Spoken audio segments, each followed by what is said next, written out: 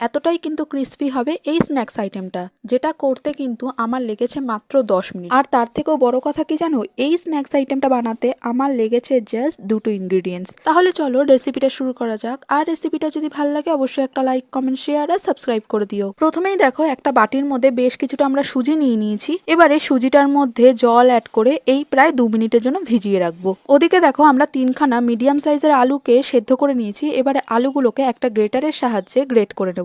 ওদিকে দেখো সুজিটাকে আমাদের 2 মিনিট রেস্টে রাখা হয়ে গেছে আর সুজিটা ফুলে কতটা হয়ে গেছে। এবারে ওই সুজির মধ্যে দিয়ে দেবো গ্রেট করে রাখা আলু, একটা বড় সাইজের পেঁয়াজ কুচি, দুটো মতো লঙ্কা কুচি, বেশ কিছুটা ধনেপাতা কুচি। এখন এর মধ্যে দিয়ে দেবো স্বাদ মতো নুন, হলুদ গুঁড়ো, কালো জিরে, জোয়ান আর 1 টিস্পুন ব্ল্যাক পেপার পাউডার, আর দিয়ে দেবো একটা অর্ধেক পাতিলেবুর রস। দিয়ে এগুলোকে সুজির সঙ্গে খুব ভালোভাবে মেখে নেব। মাখার সময় তোমাদের যদি মনে হয় যে একটু জল লাগবে, তবে হালকা জলে ছিটে দিয়েও কিন্তু মাখতে পারো। এটা দেখো সুজিটা মাখার পর এরকম কিন্তু আটা ডোয়ের মতো হয়ে যাবে। এবারে এই সুজিটা থেকেই অল্প অল্প করে লেচি নিয়ে এরকম গোল শেপ করে মাঝখানে একটু ছিদ্র করে দেবো। আমরা এখানে ডোনাট শেপ করেছি, তোমরা কিন্তু চাইলে যে কোনো শেপেরই করতে পারো। এবারে এই ডোনাটগুলোকে সাদা তেলের মধ্যে দিয়ে গ্যাসটাকে হাই টু মিডিয়াম ফ্লেমে করে এপিট ওপিট লাল করে ভেজে নেব।